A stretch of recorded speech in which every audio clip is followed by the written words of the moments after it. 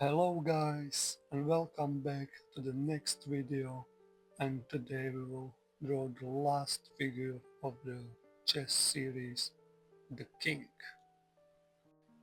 I have enjoyed so much this series. Too bad it doesn't have more pieces, but I'm already thinking about some new drawings, so let's see.